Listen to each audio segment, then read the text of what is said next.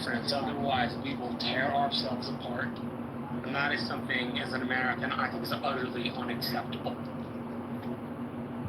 Thank you, Marshall. Well said. Howard. Hey, Gary, Marshall, Scott, everyone. Hope everyone's had a good week.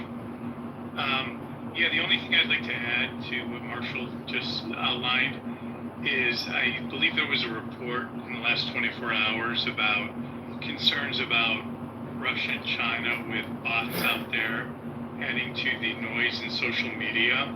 So I think, unfortunately, the answer is yes. I think it's just a reflection of society as a whole. And the fact that we've got this world of AI, we've got this world of where anyone could just put anything out there, it really is an attack on the truth and what are really facts. And it's more and more difficult for people to either question is something factual or just by appearance, because of the emotion, they're adopting it as a fact and they're running with it. So I even looked it up before the show, Gary, when you posted what the topic is, and some people may be fully aware of it. It's not necessarily political violence, but it is violence.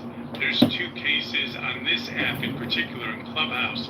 One happened in 2023, another one happened last year, that actually ended in homicide. So whether it's violence of the typical nature or political violence, social media is, in my view, definitely spawning it, and I'll end there. Thanks, Gary.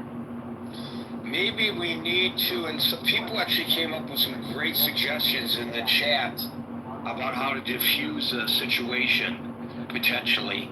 And I don't hear that. That's the first I've heard of a suggestion that we train ourselves as a society to diffuse a situation and to recognize when somebody needs to be red flagged. And I don't say that necessarily in the legal sense, but by their fellow people that they know, their family members and whatever. Maybe sometimes it must involve the police or a social worker or a mental health professional. But I really love the idea of us trying to find ways to train ourselves as a society to deal with this when it occurs, but also to find ways to take preventative measures. And I think online we can all do that. We all have the ability to influence a discussion online. And I also think that if a discussion gets too heated, it's not necessary to get the last word. Nobody's going to lose sleep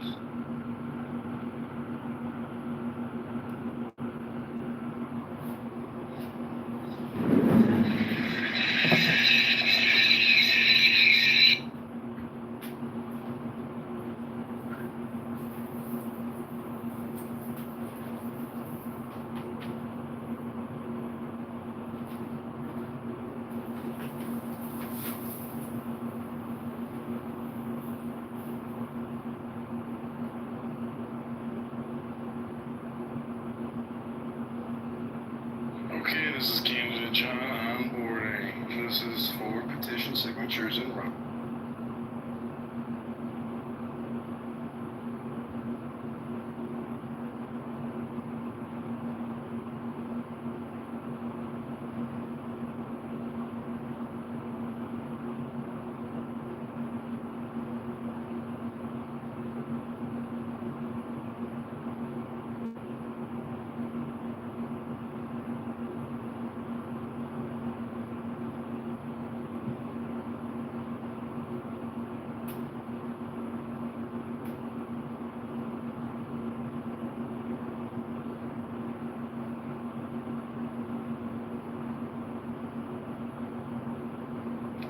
Testing, testing.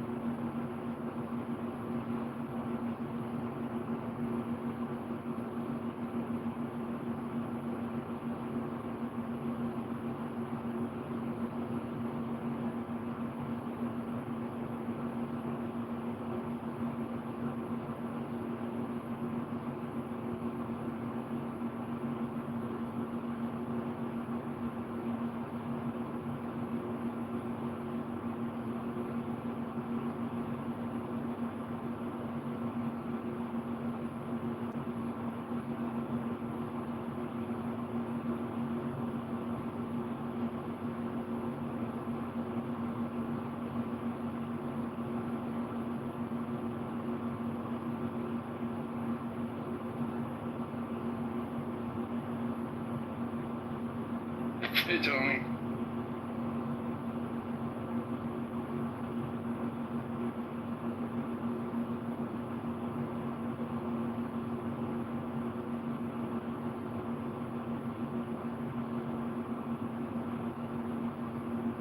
If you want to speak, you can raise your hand.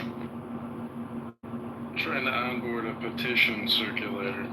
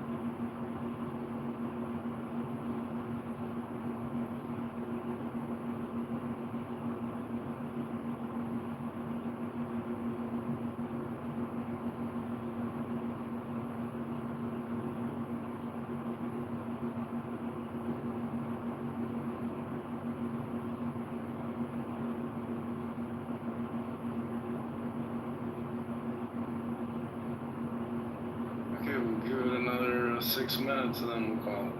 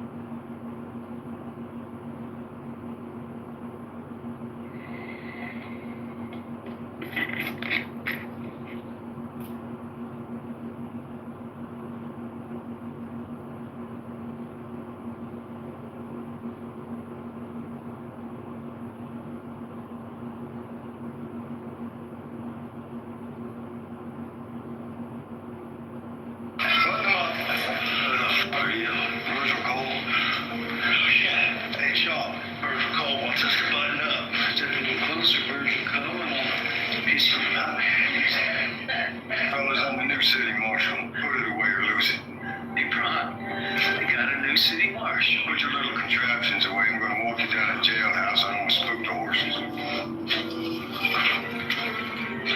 You ain't walking us nowhere, Virgil. You pull on me. Either one of you, I'll kill you both. Oh, shit.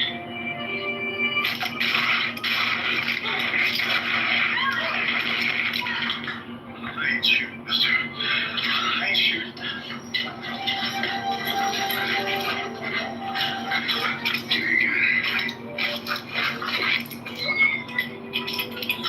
No more of them. Put them up.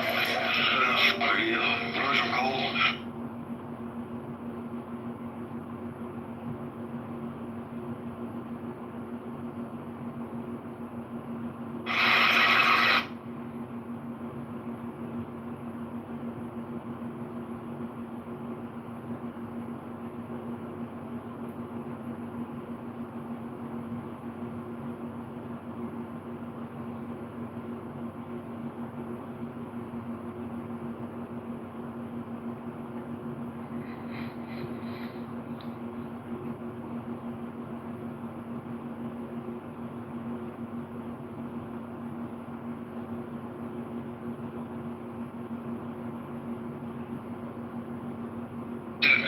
All revolutions have essentially aimed at changing the environment.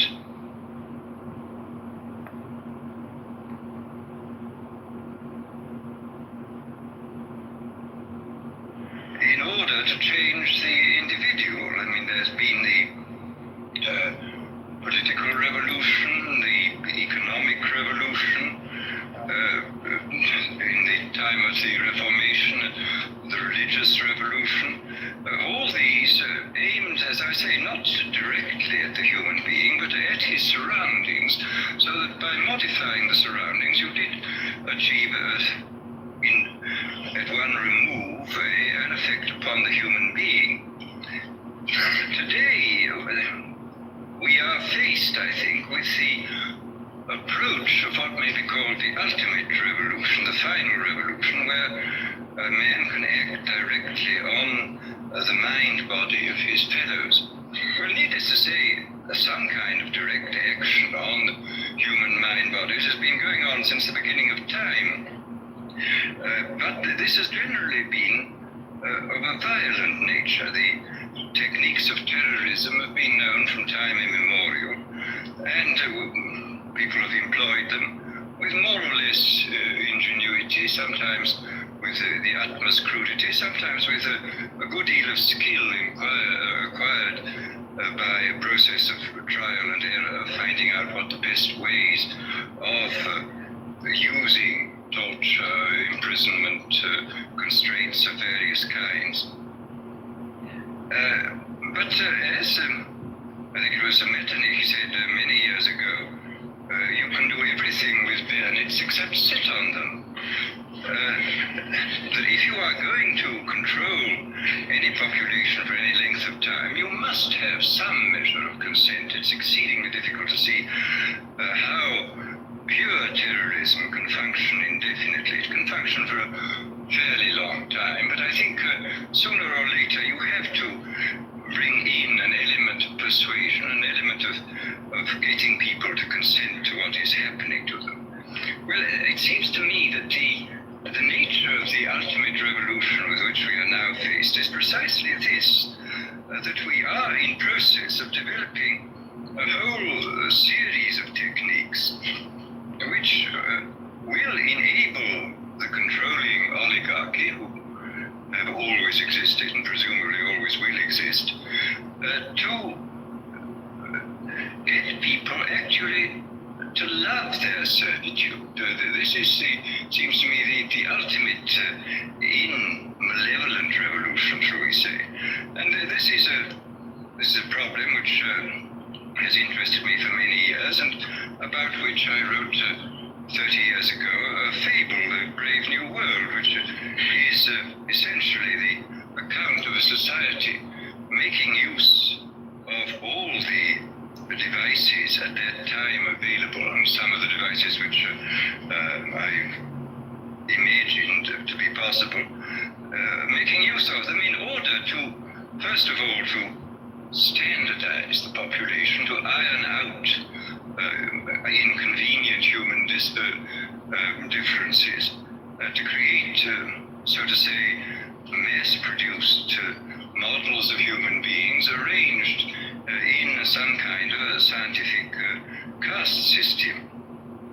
And since then I have continued to be extremely interested in this problem, and I have noticed with increasing dismay that a number of the predictions which were purely fantastic when I made them 30 years ago have come true or seem in process of coming true, that a number of techniques about which I talked seem to be here already, and that there seems to be a general movement in the direction of this kind of ultimate revolution, this method of control by which people can be made to enjoy a state of affairs which, by any decent standard, they ought not to enjoy.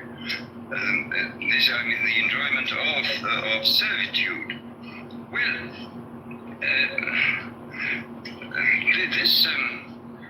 this process, as I say, has gone on for over the years, and I become more and more interested in what is happening. And here I would like briefly to compare the parable of Brave New World with another parable which was put forth more recently in George Orwell's book 1984. Orwell wrote his book between 45 and 48, at the time when the Stalinist terror regime was still in full swing, and just after the collapse of the Hitlerian terror regime. And his book, which I admire greatly, it's a book of very great talent and extraordinary ingenuity, shows, is so to say, a projection into the future of the immediate past, of what for him was the immediate past and the immediate present. It was a projection into the future of a society where control was exercised wholly by terrorism and the violent attacks upon the mind-body of individuals. Whereas my own book, which was written in 1932, when there was only a mile of dictatorship in the form of Mussolini in existence, was not overshadowed by the idea of terrorism. And I was therefore free, in a way which Orwell was not free, to think about these other methods of control, these non-violent methods. And I'm inclined to think that the scientific dictatorships of the future, and I think there are going to be scientific dictatorships in many parts of the world, will be probably a good deal nearer to the Brave New World pattern than to the 1984 pattern. They will be a good deal nearer, not because of any humanitarian qualms in the scientific dictators, but simply because the Brave New World pattern is probably a good deal more efficient than the other. That if you can get people to consent to the state of affairs in which they are living, the state of servitude, the state of being, having their differences ironed out and being made amenable to mass production methods on the social level, if you can do this, then you are likely to have a much more stable, a much more lasting society, a much more easily controllable society than you would if you were relying wholly on clubs and firing squads and concentration camps. So that my own feeling is that the 1984 picture was tinged, of course, by the immediate past and the present in which Orwell was living, but that the past and present of those years does not represent, I feel, the likely trend of what is going to happen. needless to say, we shall never get rid of terrorism. This will always find its way to the surface. But I think that insofar as dictators become more and more scientific, more and more concerned with a technically perfectly running society, they will be more and more interested in the kind of techniques which I imagined and described from existing realities in Brave New World. So that it seems to me then that this ultimate revolution is really not very far away, that we already a number of the techniques for bringing about this kind of control are here, and it remains to be seen when and where and by whom they will first be applied in any large scale. And first, let me talk about a little bit about the improvement even in the techniques of terrorism. I think there have been improvements.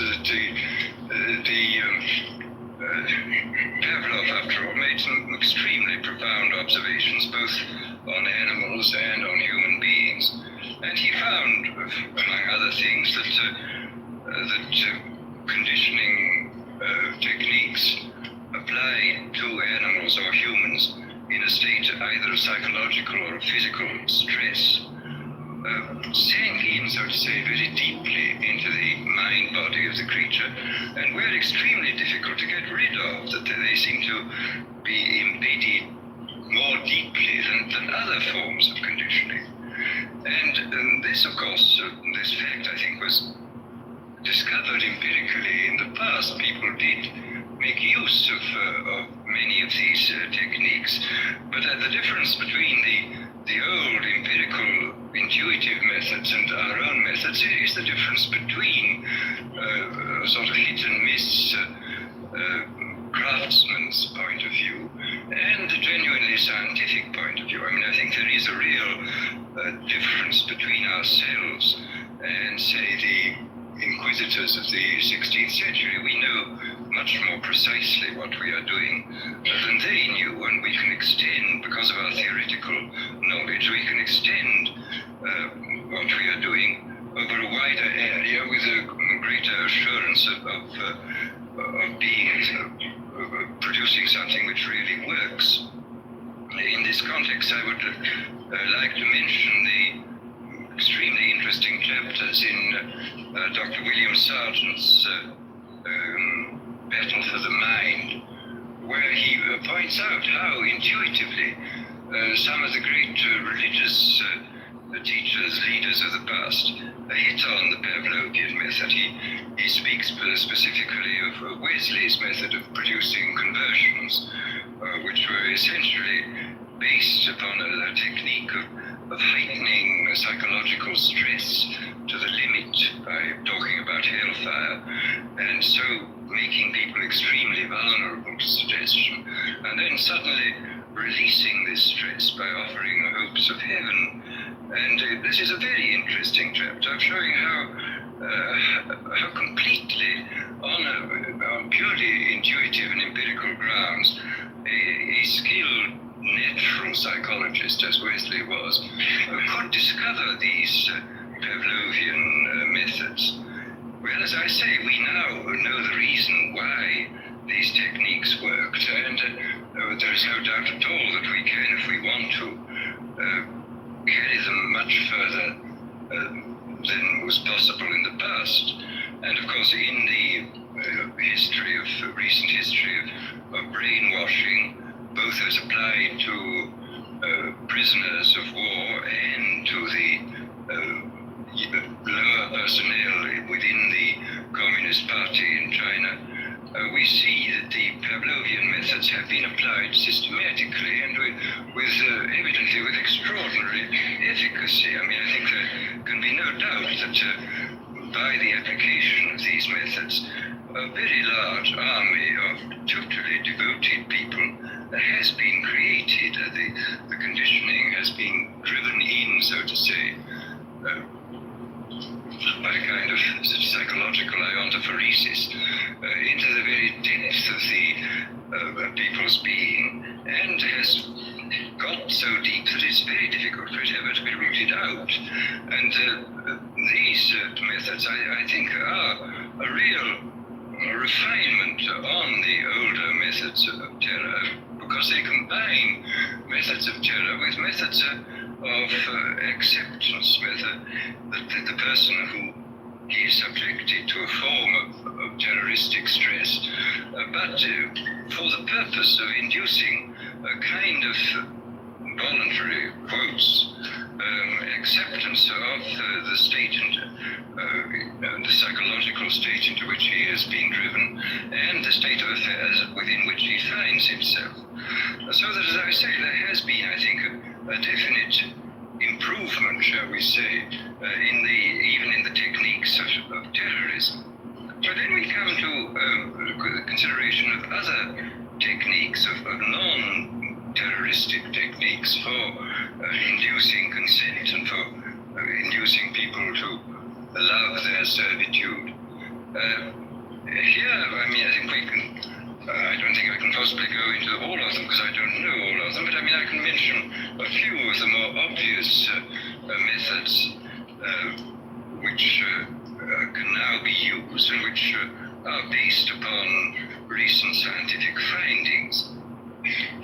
First of all, there are the methods connected with straight suggestion and hypnosis. I think we know much more about this subject than was known in the past.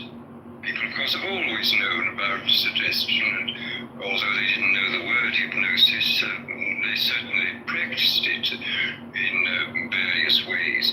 But we have, I think, a much greater knowledge of the subject than in the past, and we can make use of our knowledge in ways which I think the past was probably never able to make use of it.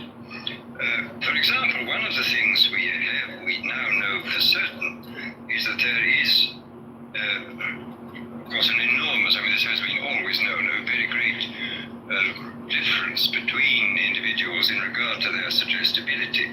But we now, I think, know pretty clearly the sort of statistical structure of a population in regard to its suggestibility.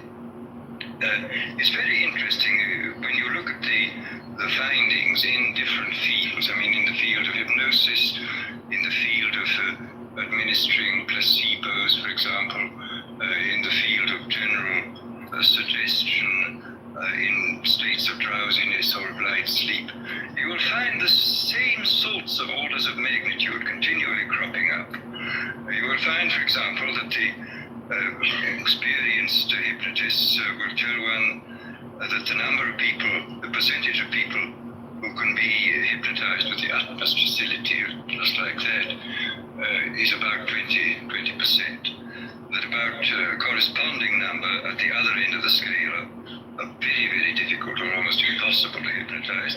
And that in between lies a large mass of people who can, with more or less difficulty, be hypnotized, that can gradually be, if you work hard enough at it, be got into the hypnotic state. And in the same way, the same sort of figures crop up again, for example, in relation to the administration of placebos. So a big experiment was carried out 3 or 4 years ago in the General Hospital in Boston on post-operative cases where several hundred men and women suffering comparable kinds of pain after serious operations were given injections whenever they asked for them, whenever the pain got bad, and the injections 50% of the time were of morphine, 50% of the time were of distilled water, and about 20% of those who went through the experiment, about 20% of them got just as much relief from the distilled water as from the morphine. About 20% got no relief from the distilled water, And in between were those who got some relief or got relief occasionally. So here again we see the same sort of distribution. And similarly with regard to what in Brave New World I call hypnopedia, which is the sleep teaching. I was talking not long ago to a man who manufactures records which people can listen to during the light part of sleep. I mean, these are records for getting rich, for sexual satisfaction, for confidence in salesmanship, and so on. And he said it's very interesting that these records are sold on a money-back basis, and he says that there is regularly between 15 and 20% of people who write indignantly saying the records don't work at all, and he sends the money back at once. On the other hand, there are some, over 20% who write enthusiastically saying they're now much richer, their sexual life is much better, etc., etc. And these, of course, are the dream clients, and they buy more of these records. And then in between are those who complain they're not getting much results, and they actually have letters written to them saying, well, go persist, my dear, go on, and you'll get there. They generally do get results in the long run. Well, as I say, this... on the basis of this, I think we see quite clearly that the human populations can be categorized according to their suggestibility fairly clearly. I suspect very strongly that this 20% is the same in all these cases. And I suspect also that it would not be at all difficult to recognize in very early childhood who were those who were extremely suggestible, who were those who were extremely unsuggestible, and who were those who occupy the intermediate space. Quite clearly, if everybody were extremely unsuggestible, organized society would be quite impossible. And if everybody were extremely suggestible, then dictatorship would be absolutely inevitable. I mean, it's very fortunate we have people who are moderately suggestible in the majority, and who therefore preserve us from dictatorship, but do permit organized society to be formed. But once given the fact that there are these 20% of highly suggestible people, it becomes quite clear that this is a matter of enormous political importance. For example, any demagogue who is able to get hold of a large number of these 20% of suggestible people and to organize them is really in a position to overthrow any government in any country. And I mean, I think this, after all, we've had the most incredible example in recent years of what can be done by efficient methods of suggestion and persuasion in the form of Hitler. Anybody who's read, for example, Bullock's Life of Hitler comes forth from this with a sort of horrified admiration for this infernal genius who really understood human weaknesses, I think, almost better than anybody, and who exploited them with all the resources then available. I mean, he knew everything. I mean, for example, he knew intuitively this Pavlovian truth that conditioning installed in a state of stress or fatigue it goes much deeper than conditioning installed at other times. This was why all his big speeches were organized at night. He speaks of this quite frankly, of course, in Mein Kampf. He says this was done solely because people are tired at night and therefore are much less capable of resisting persuasion than they would be during the day. And we see in all his techniques, he was using, he had discovered intuitively and by trial and error great many of the weaknesses which we now know about on a sort of scientific way, I think much more clearly than he did.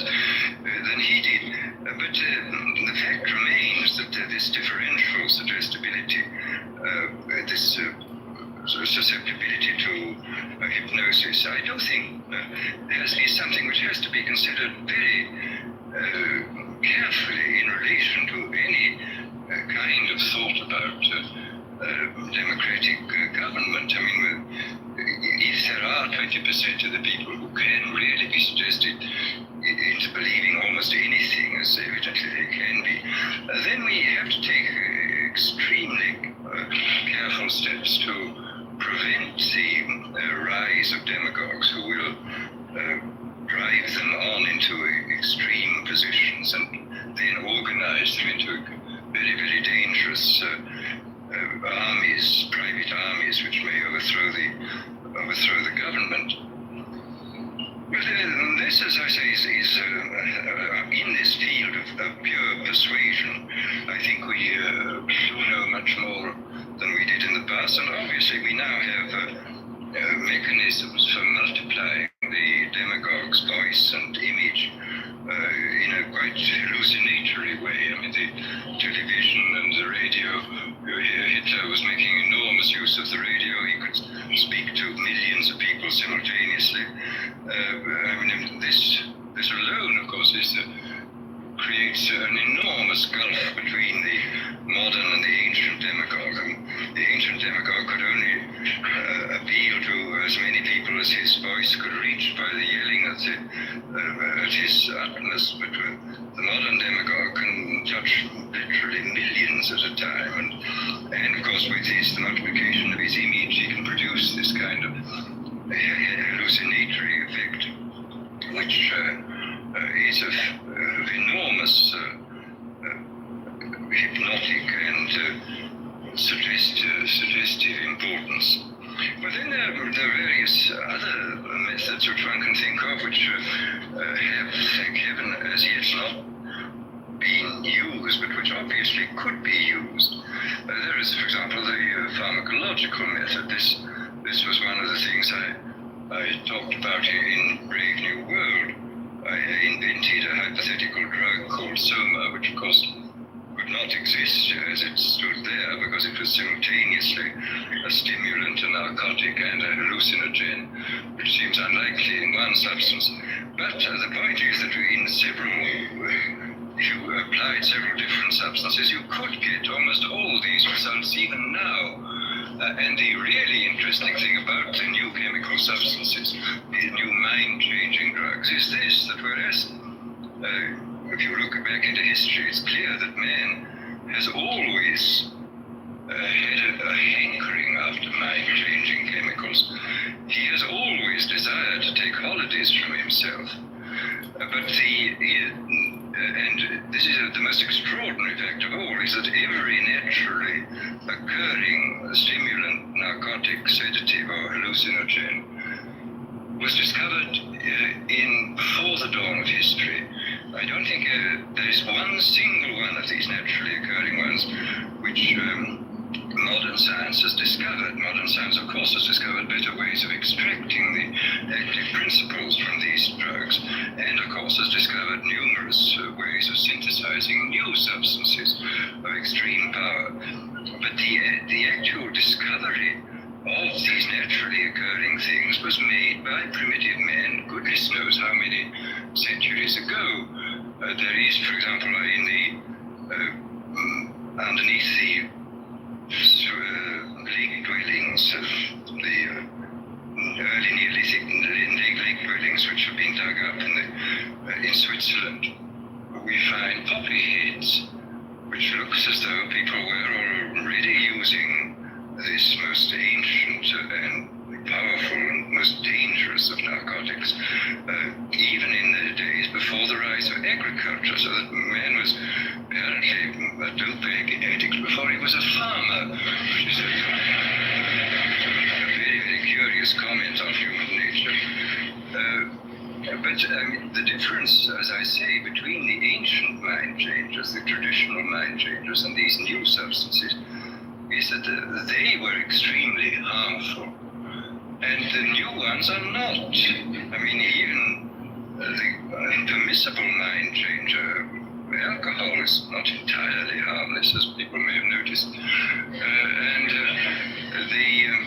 the other ones, the non-permissible ones, such as opium and cocaine, opium and all its derivatives, are very harmful indeed. They rapidly produce addiction, and and in some cases lead at an extraordinary rate to physical degeneration and death. Whereas these new substances, this is really very extraordinary.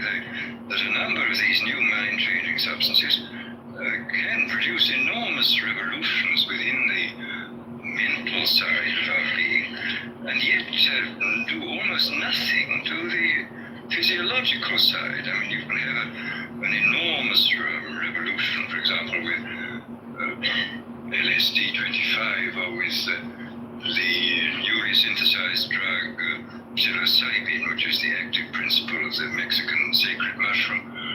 You can have this enormous mental revolution with no more physiological revolution than you would get from drinking 2 cocktails.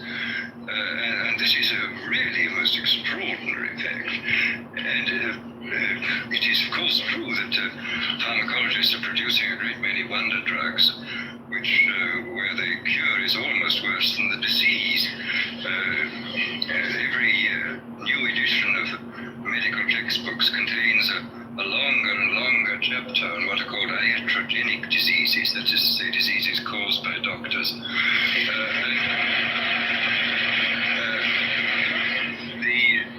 And this is quite true, that many of the wonder drugs are extremely dangerous. I mean, they can produce extraordinary effects in critical conditions. They should certainly be used, but they should be used with the utmost caution.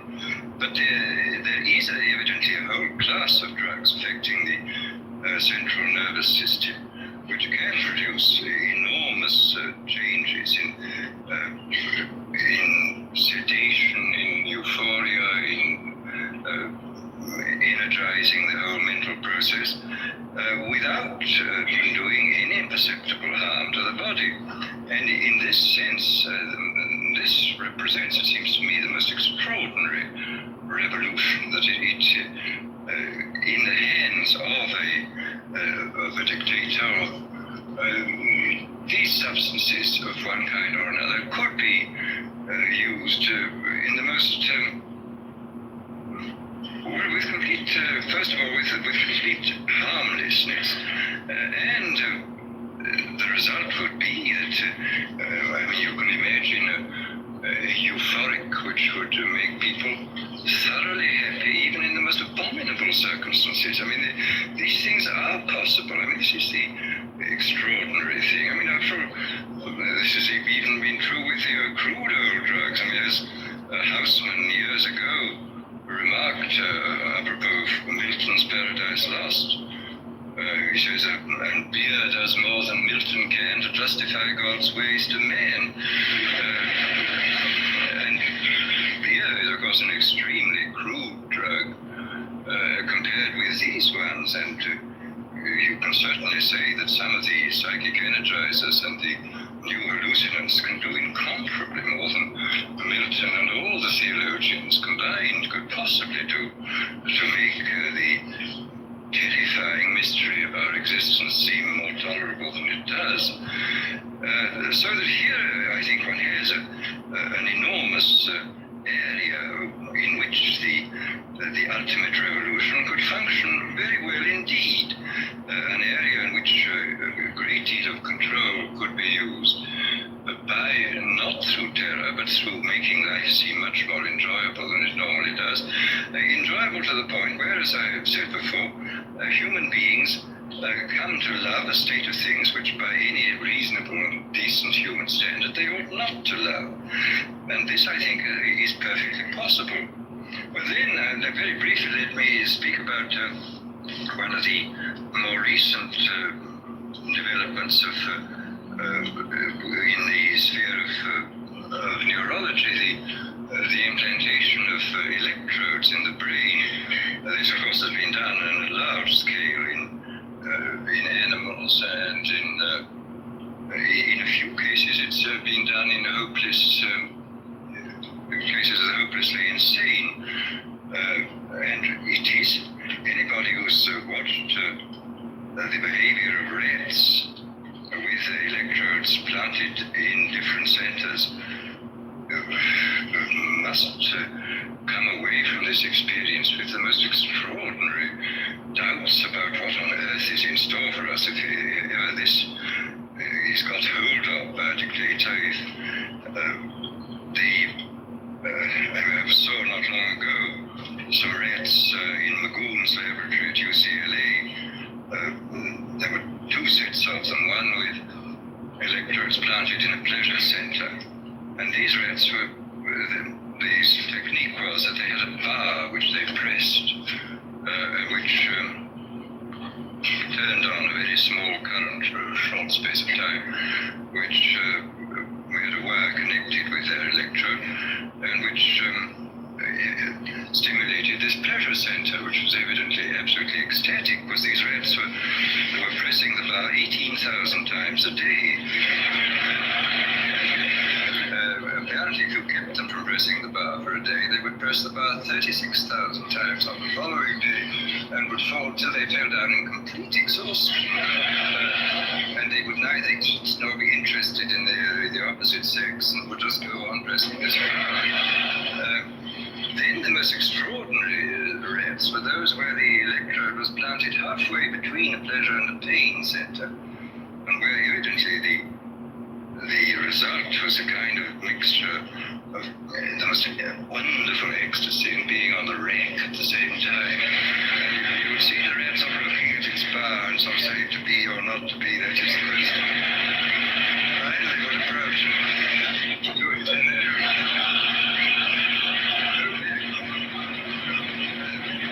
With this awful,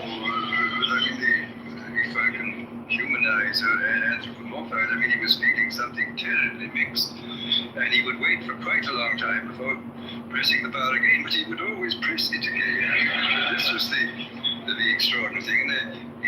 I noticed in this most recent issue of Scientific American, there's a very interesting article on electrodes in the brains of chickens, where the technique is very ingenious. You sink into their brains a little socket with a screw on it, and the electrode then can be screwed deeper and deeper into the brain stem, and you can test at any moment, according to the depth of it goes in fractions of a millimeter, of what you're stimulating. And these creatures are not merely stimulated by wire. They're fitted with a miniaturized radio receiver weighing less than an ounce, which is attached to them, so that they can be communicated with at a distance. They can run about in the barnyard, and you can press the button.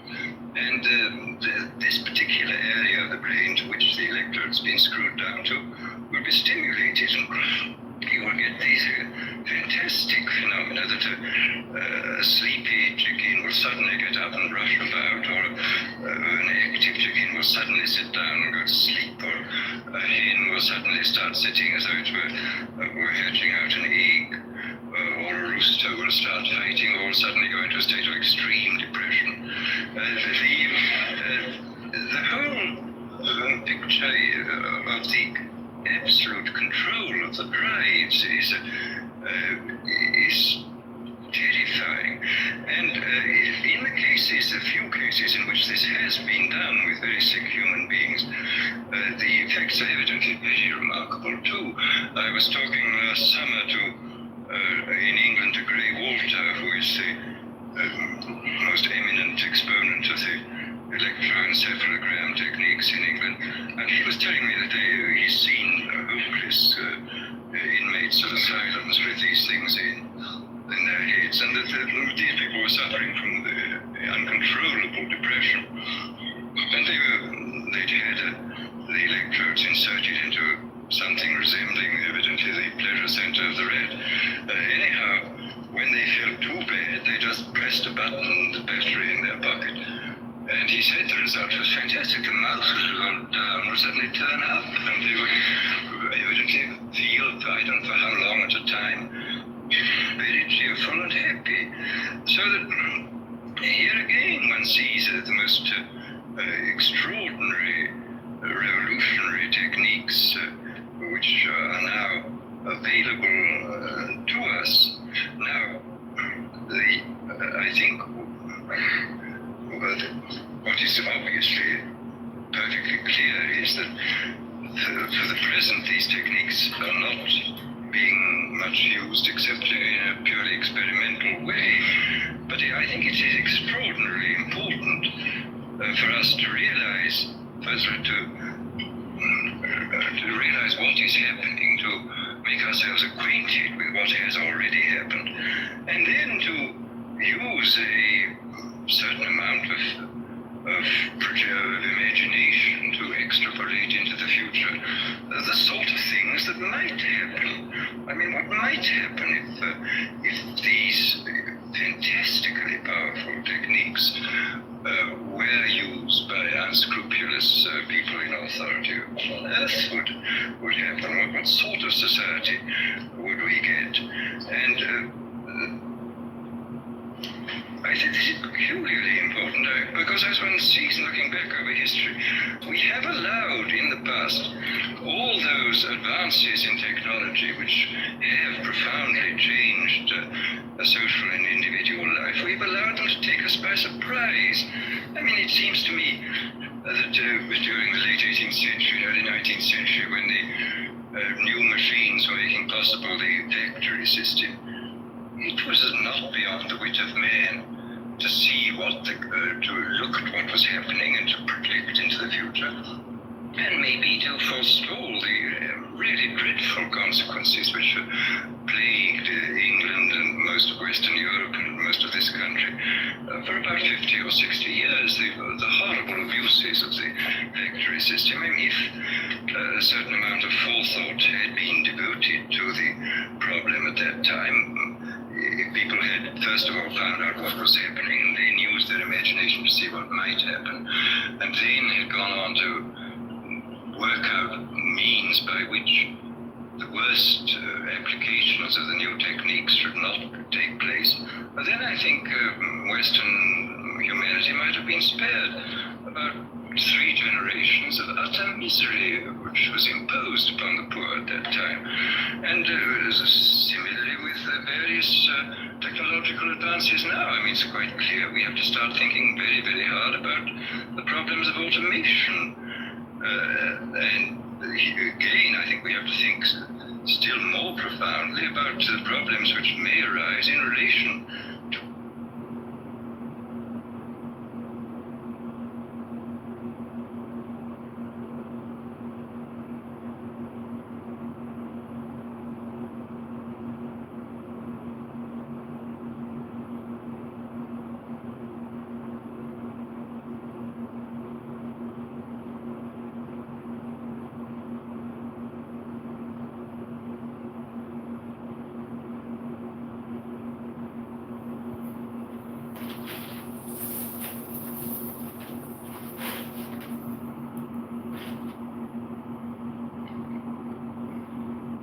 to literally get,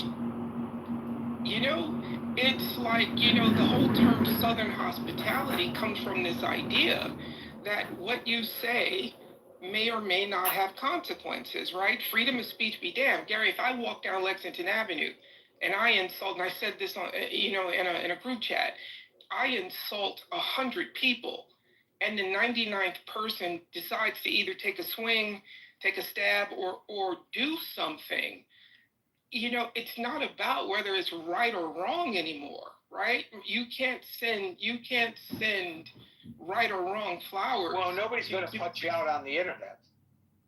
But that's the point I'm getting to, right? So we used to live in what I believe, in a society where you thought about what you said in certain situations because there could be consequences. That's just the truth of it. It's not about right or wrong, because right or wrong is always relative. But now it's like I can say anything to anyone I want on the internet, and consequences be damned. There's really no thought of what might happen if I say or do this. And I'm sure someone is going to say, oh, well, we have freedom of speech, we have this, we have that. Listen, human beings are going to human being. You can pass every law that you want about freedom of this, freedom of that, but in a given situation, if I say something or incite something to a person who may be like mentally incapacitated or doesn't have like mental acumen or whatever you want to call it, there could be consequences. And I think the internet has taken away, I'm just going to say it, the fear of getting punched in the mouth or getting punched in the face, because people aren't getting punched in the face for the things that they say anymore. And that's the New Yorker in me. It might be rude, it might be whatever, but I grew up in an environment where you thought about what you said because there could be consequences. And now anyone can say whatever they want to say, and without fear of quote unquote jeopardy. And the last thing I'm going to say is not going to be very popular, right? But when I heard about this guy, I started getting, like, I'm telling you, every third video was about Charlie Kirk. So now the algorithm is literally feeding me because they want me to watch the He is pre-roll much ad. bigger in death than he ever was in life, I think is your point. Yeah. And they want me to watch the pre-roll ads, and now there's an ad in the middle of the video. I'm just being marketed to. But what I will say is, what bothers me in the past 2 days is now it's like, well, let's forget everything he said in life, right? Let's just forget these things. Well, right? here's the thing about that. It's a very, very narrow tightrope that you're walking on that issue, because the man was assassinated. He's got these three beautiful young children and a young wife. It resonates with all of us, whether we agreed with him or not. And we want to be careful, of course, to not even allege. I don't want to victim shame or anything. No, like right. That. Yeah. Not right. Right. We don't want to allege that he's a victim of his own making, and if he hadn't exercised his First Amendment rights, he'd still be alive, and especially because some people viewed some of the things that he said as hateful. So, we don't want to imply that he got what he deserved. No, so not at all.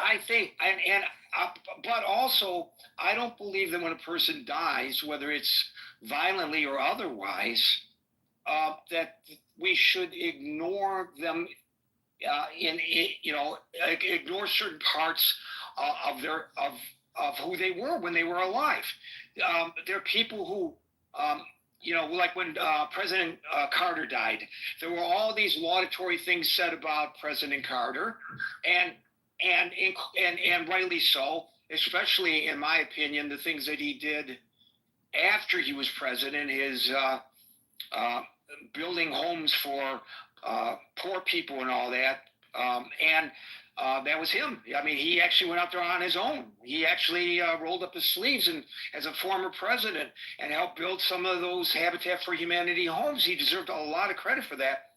There were some things that he did, some things that he said, some of the policies when he was president that were not so commendable. Well, of course, at the time the person dies, even not violently, after a really long life from natural causes as he did, we feel that it's not proper, it doesn't feel right to analyze their life too much. And I think, he hasn't even been put in the ground yet. So I think that I personally fall on the side of, yes, I'm aware of some of the things that he said and did and espoused that I found distasteful. But I don't think this is a proper time to air them. Give it a chance to breathe. Yeah, no. Because I guess what I was going to say though is that it's not like what I was going to say is that the same proponents for free speech are now telling people that they can't say anything. Well, the State Department actually issued an advisory to all foreigners, and it's not just people who are in the country illegally. They issued them an advisory, and it's the State Department, mind you. So you know what's implied here. Do not say anything negative about Charlie Kirk. Well, that's downright un-American and violates the First Amendment and the Constitution applies to everybody in the country, not just to American citizens in the country. Well, no, because it's rules for thee and not for me, right? And Right. that's the part that really concerns me. Right. And But I think personally, I don't feel comfortable exploring with any great depth the character of Charlie. Listen, we never talked about him before on this I forum. didn't know who he was. Right. I never heard of this guy. Right. So, I don't really much care what his positions were when he was alive. If I was aware of it at the time that he was alive, I probably, some of the things that he espoused, I would have raised issues with. But I never followed him. I knew who he was, of course, but I never followed him closely enough to take a microscopic look at the positions he took. So I happen to fall in the category of let's just, let the air breathe a little bit. And, in a week or two, if you want to talk about Charlie Kirk and what he stood for and the people who now feel that they have to pick up the gauntlet and whether that's good for America or whether it's problematic, I think that's a fair thing to do. But I think at this moment, I personally am not comfortable with that kind of discourse. But you are right. If people do feel comfortable, they have the right to say it, and they shouldn't be shut down. You're correct. That was my only point. So have a good weekend, guys. Thank you, Daryl. Jaya, I'm going to apologize to you now. We're not going to get to you. You got on the stage too late. The rule is anybody who comes on stage after. No worries. We'll get to you next time. Get in here before 5 minutes to 6 Eastern time. What's that? I wanted to say kiddish for Charlie Prayers. All right. Well, you can say kiddish for him all you want, but not here, unfortunately. Daryl, Chris. Oh, Daryl, we just talked to Chris and Anson. Anson will get the last word. Chris? Oh, Gary, I was in a great spirit before you said that last part and cut Daryl off. And I get it. This is your space and not Charlie Kirk's space. I don't think I cut him off. Hold on. I don't think I cut him off.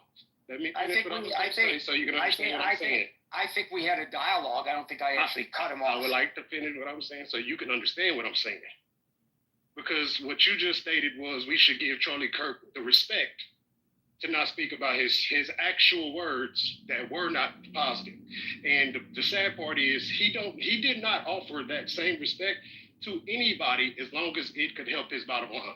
So I hear what you're saying because this is your space. But Charlie Kirk probably does not deserve that much respect, even out of yourself, because Charlie Kirk didn't care about who died and how they died. He was going to make it into something that he could profit off of, i.e., George Floyd telling the world that George Floyd died from overdose. You can have that belief. Okay. And I just agree. want to put that out there.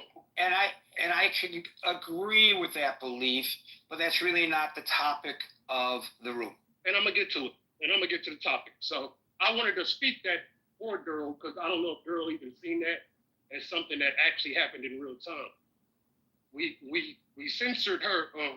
We censored Daryl for the sake of a person who would not censor himself for a person's emotional feelings, even before the body got covered.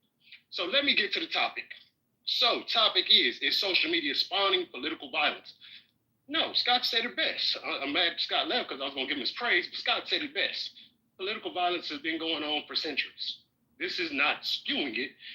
If anything, this is allowing more people to catch hold of misinformation and rhetoric that can push into violence faster. I mean, we always had newspapers. There was always people that came into town and did speeches of such sort, similar to what he's done in generations prior. That what he was doing wasn't anything brand new.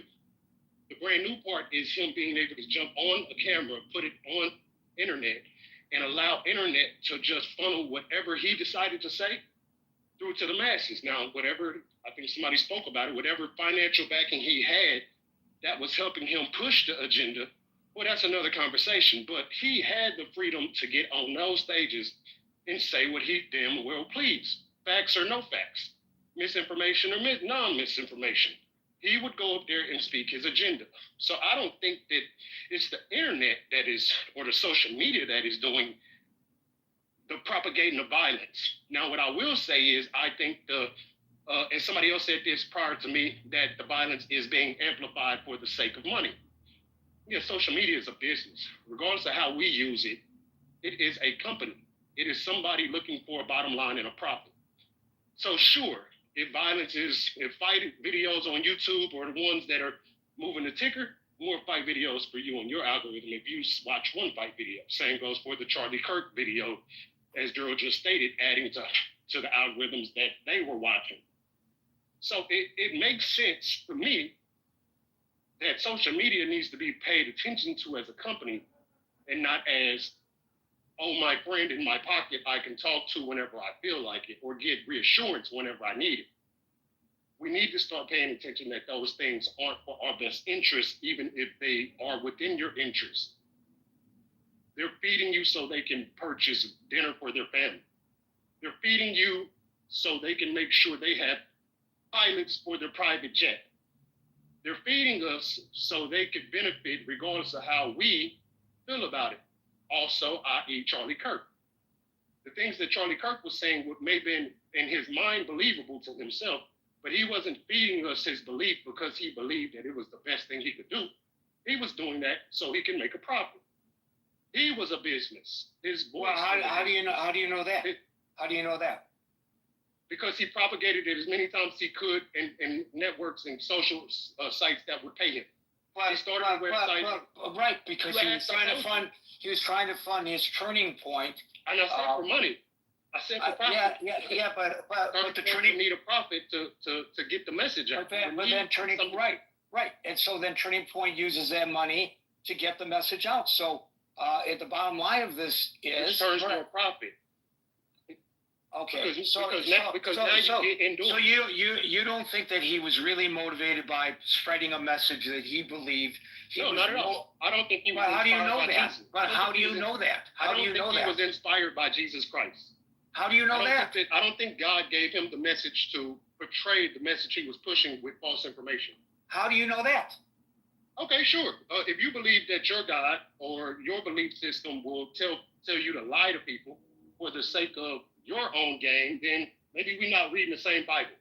But that's not the Bible I've read. That's not the information I've consumed from the Bible. I don't know how many branches there. I don't know how many branches there are of Christianity, but there are thousands of branches of Christianity. That doesn't make them right, Gary. I'm not saying it does, because they contradict each other. So the ones that contradict the others, obviously, at least one of them is not right, and maybe both of them aren't right. And he's contradicted most people. But how do you know he was not following what his faith told him to follow? Oh, I'm sure if that's the message he wanted to praise, he could say it, and on the internet he would be able to get away with it, and that would be free speech. And so he could tell us that, but that's not how he moved. He moved in the light of making money and pushing an agenda. All right. So is there something particularly evil if that in fact is the case, that he's trying to make money? I'm sure at your job,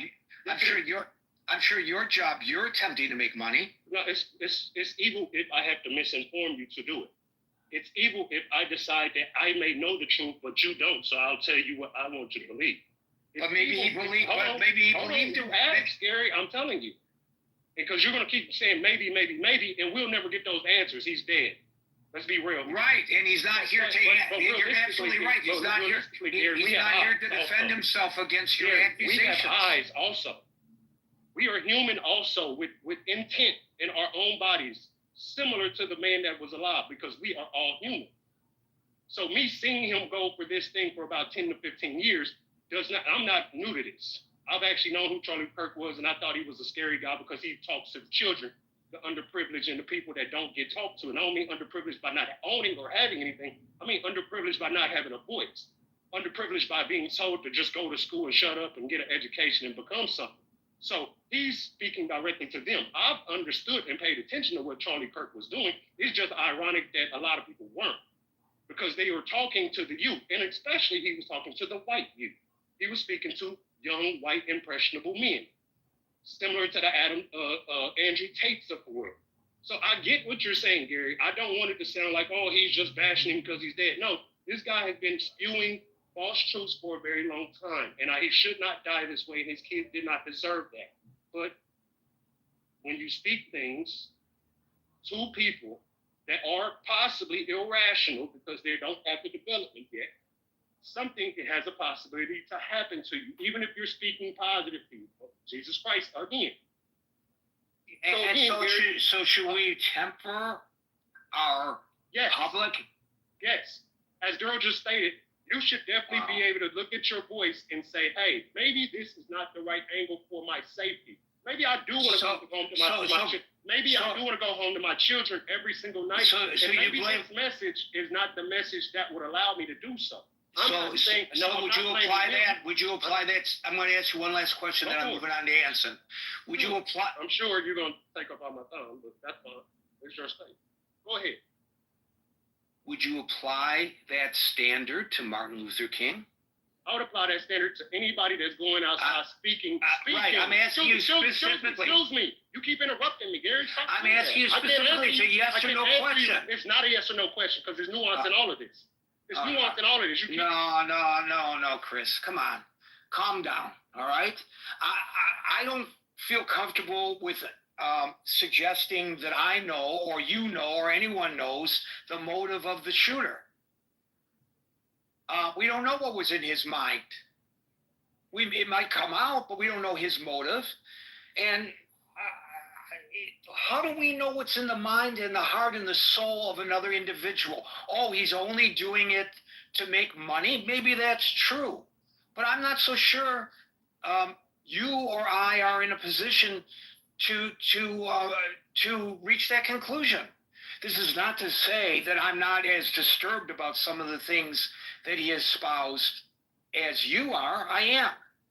But I'm just saying we have to be careful not to speak for other people. It's happened to me on this stage many times, and I've shut the person down for trying to speak on my behalf because I'm perfectly capable of speaking for myself. People can ask me, and I'm happy to answer them, but don't speak on my behalf. If after I speak, you think I'm lying, you question my veracity, that's on you.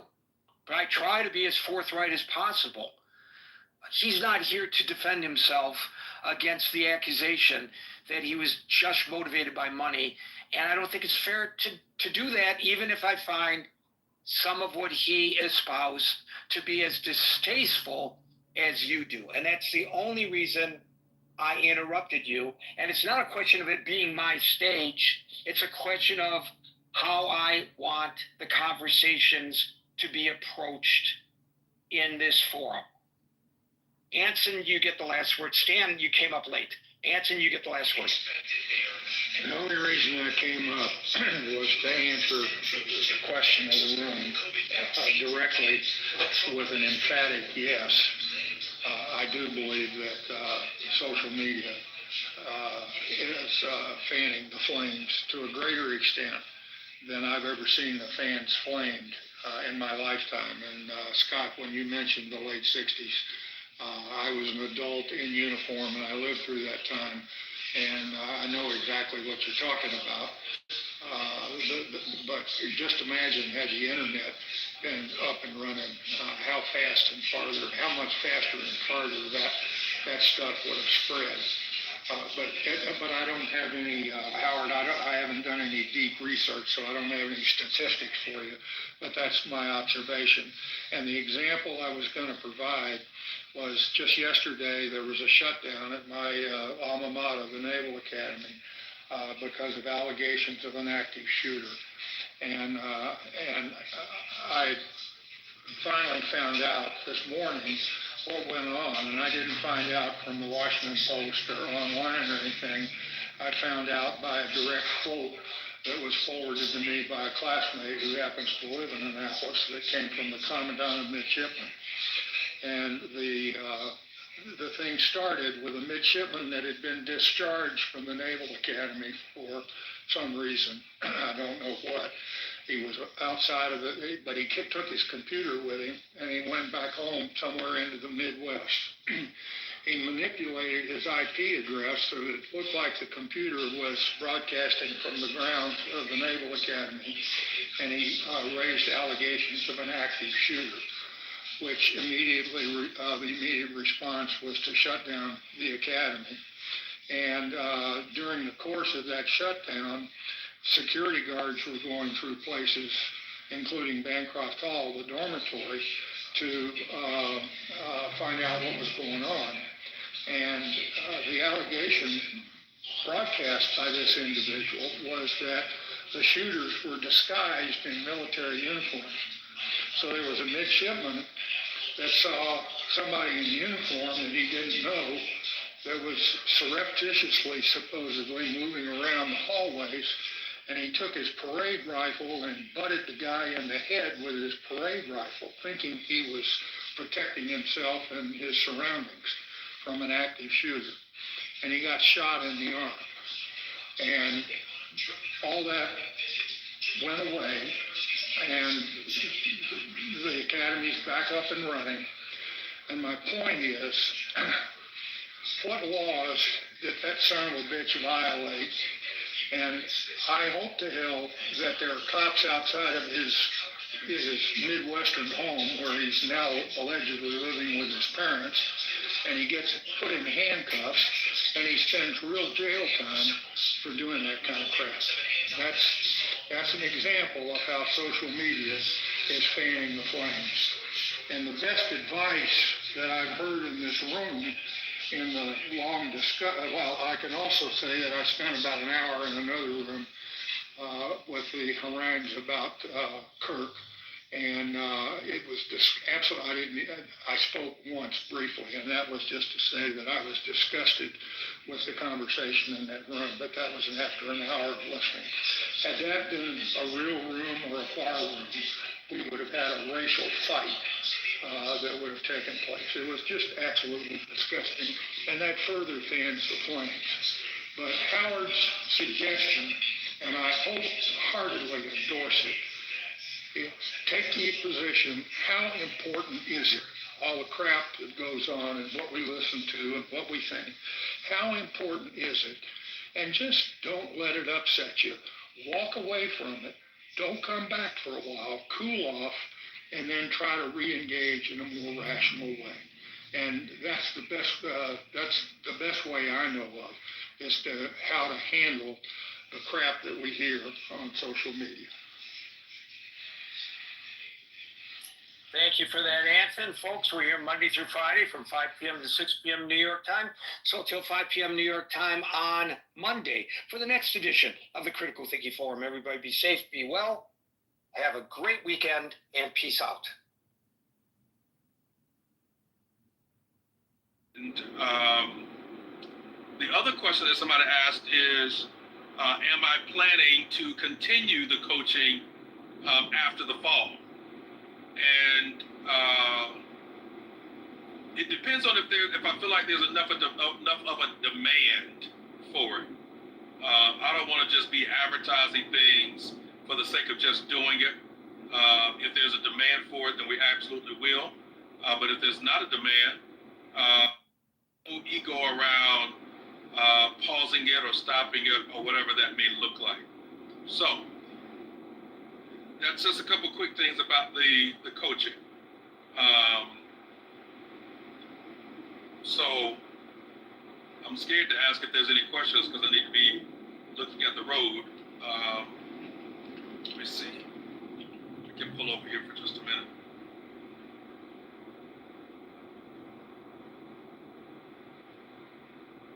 Listening to the replay from this morning. Long work day, Lauren. I understand. Hey, Michelle, blessings to you. Everybody that's speaking to me. Good to see y'all. Thank y'all for jumping in the room. Listen, let me just say this too. Let me say this really fast. I want to appreciate y'all. Because listen, y'all make sure that your boy, when I go live, y'all make sure I'm not the only one in the room. And I appreciate that. I know some people that jump on this app and they say they jump in on their rooms and nobody comes into the room. And man, I feel good because when I go live, I'm like, man, there's some wisdom walkers that's gonna jump in and holler at me, say, hey, what's up? Check in and all that kind of stuff. So I'm like, man, thank y'all. Thank y'all. Y'all make sure your boy ain't in here by himself, just looking at a blank room with nobody to talk to. So I appreciate that, man. I don't take that for granted at all. Thank y'all for that. Here trying to soak up all the wisdom. I know that's right. I'm trying to soak it up too, Chantel. I'm trying to soak it up too. Carlene. Hey, Carlene, come up on stage if you can. Come up on stage really fast if you can. I got 4 minutes. If you're able to. If you're not able to, I understand. Not able to. Okay. Understood. Carlene Carlene, were you in the spring cohort or the summer cohort? I can't remember.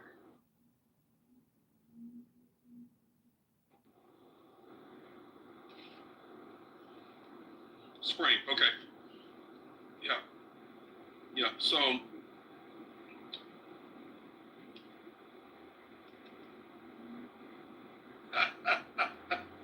I appreciate that, Tanisha. Thank you.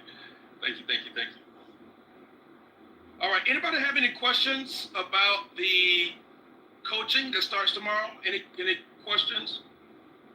Anybody considering it, but you need a little nudge, or you got some lingering questions? And thank you to all of you that are a part of the Patreon community. I did a live this morning right after our prayer call, and that should be in the Patreon community for members. So thank y'all. Thank you. Nobody has any questions? Okay, fantastic. All right, y'all. All right, I'm gonna stay true to my word. I'm jumping off of here in 2 minutes. Everybody's good? Any questions from this morning really fast?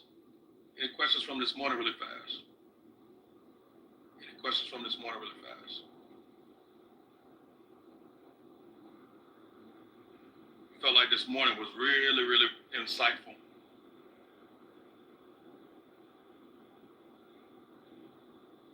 I see that, Mama Lisa. Thank you. Okay? So everybody's good. How am I? It's been a full week. Yesterday I wasn't tired, but I was sleepy. And so I got a incredible night's rest last night. My wife made sure of that. She was like, go to bed. She's like, go to bed. She came in my office last night. She's like, no, go to bed. So I went to bed at a reasonable time, and I'm excited about Sunday.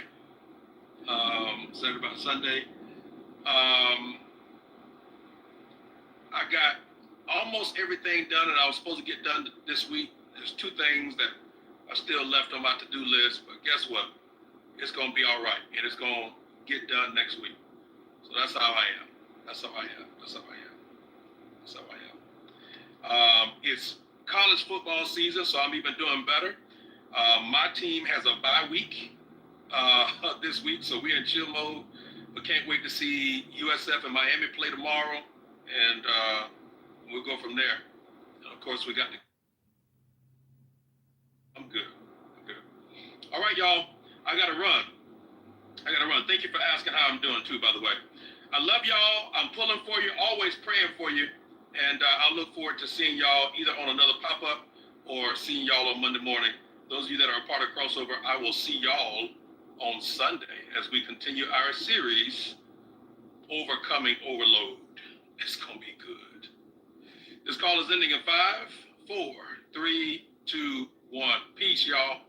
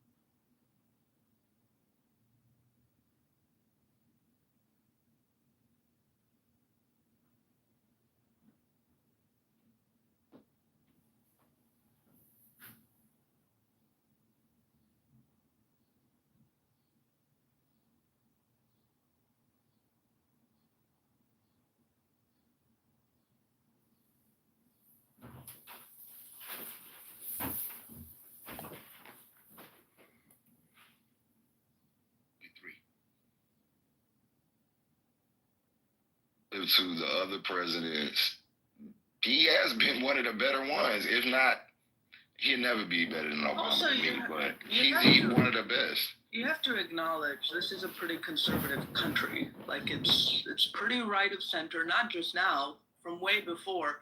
That's the only way Democrats win anything is by, I don't know if it's still working now, but claiming to be quote unquote moderate and moving to the right. Like the country is very conservative. Hey, so I'm gonna just give the points just to wrap it all up. So for the two gentlemen, listen. When Joe Biden was in office as a senator in the '90s, there were other senators and other House of Representative members, right, who signed the bill into law, and then the president signing the law. So he's one person. Thing two, and I want you to think about this real quick. When he became the president, right, and a few of us talked about him forgiving student loans. He forgave 2 student loans in my household because he forgave mine and my wife's.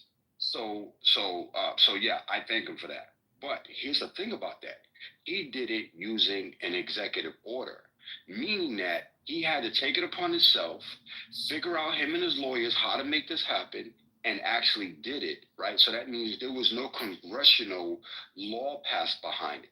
You understand what that means? That means he did that, and he did it by himself from the executive branch. So he put his foot forward without anybody else, no other parts of the government. Do you get that part? So I want you to weigh those two, right?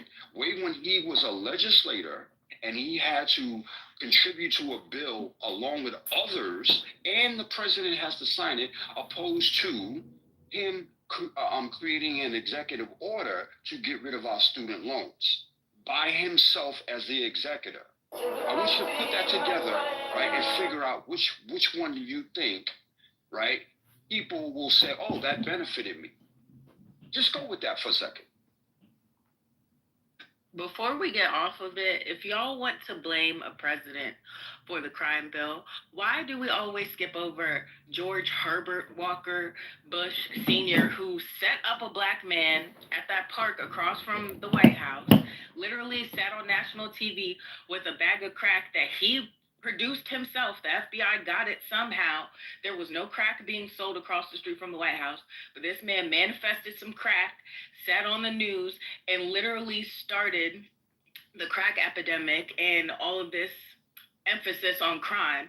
Literally put the battery in the black congressional Congress's back and made them, who they were tired of the crack epidemic in their communities, but literally forced them to get on the roll, get on that position and make it their own and pass the crime bill, which Maxine Waters, all of them voted for. And then after the fact, they realized what had happened and that they fucked up. And they talk about it publicly. Like, this has all been hashed out. There's documentaries.